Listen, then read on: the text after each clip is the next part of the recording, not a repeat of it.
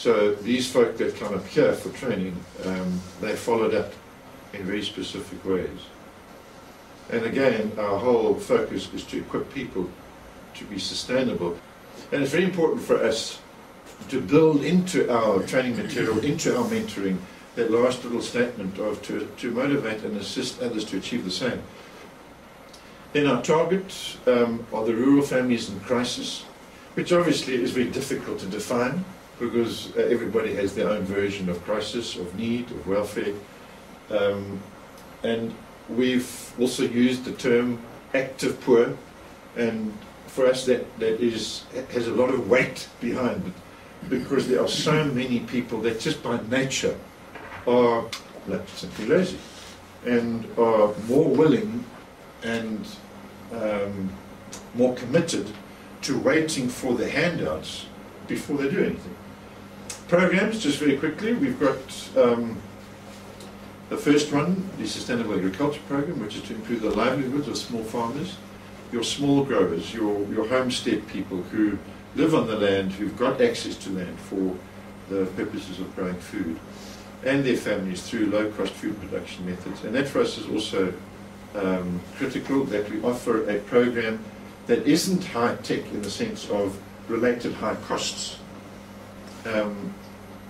Because more so than ever, I think your commodities in the agricultural sector today are very expensive.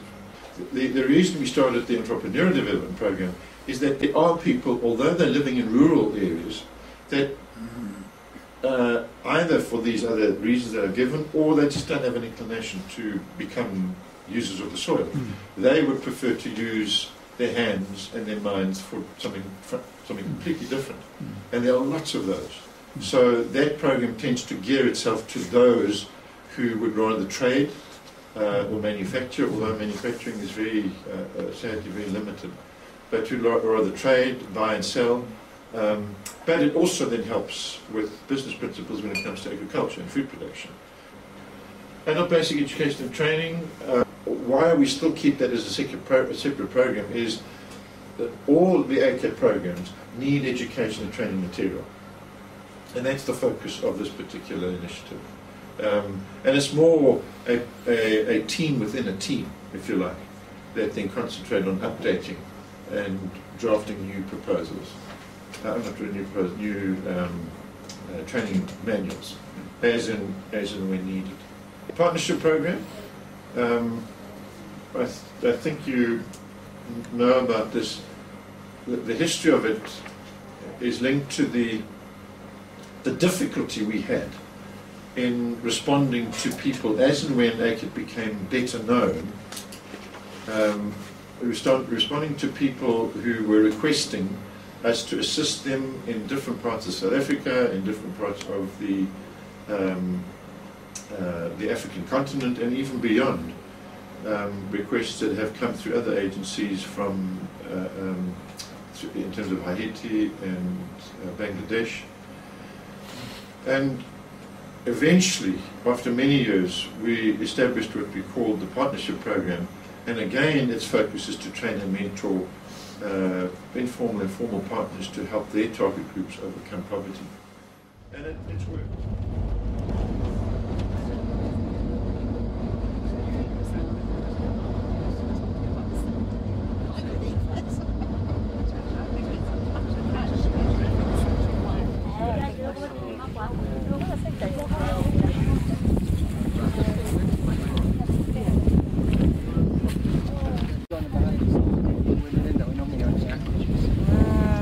Ngenzeka kungenzeki kodwa inkinga enkulu enkomeni uma utshala ummbila angithangibona ngubeke kude kanjani kodwa afike ibulalisa zingene nje Here we are looking at a vegetable garden of Miss Catherine Kumalo, who got fencing assistance from the money that was provided by Helwel.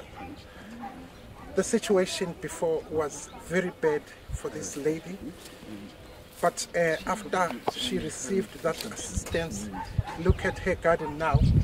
The livestock that used to be a problem to her is not anymore. in that now she has this very beautiful, strong fence. This young lady has got a tuck shop, which is a small informal kind of a shop. ACAT has assisted her in teaching her some entrepreneurial skills so that she knows how to run her business efficiently. So she says she's got local customers and that she gets her stock from the wholesalers, which are quite far from here.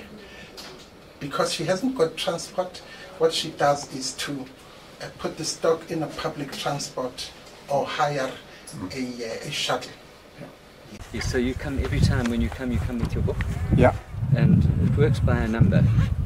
So people call number 1, number 2, number 3 and they go down. Yeah. Then you come first and you save. Yeah. Then you pay anything that's owing, pay it back.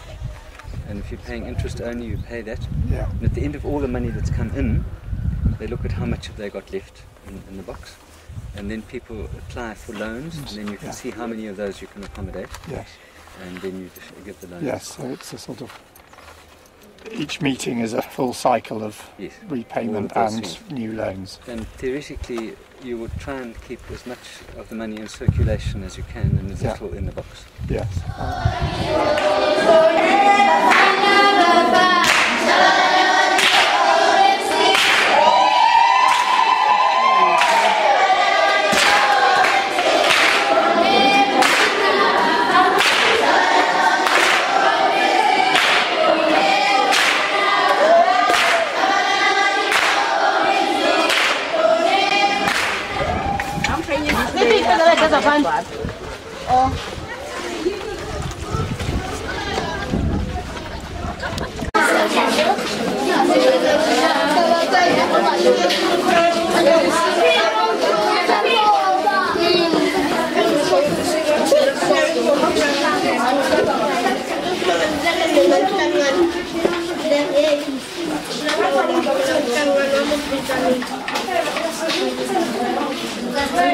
Thank you.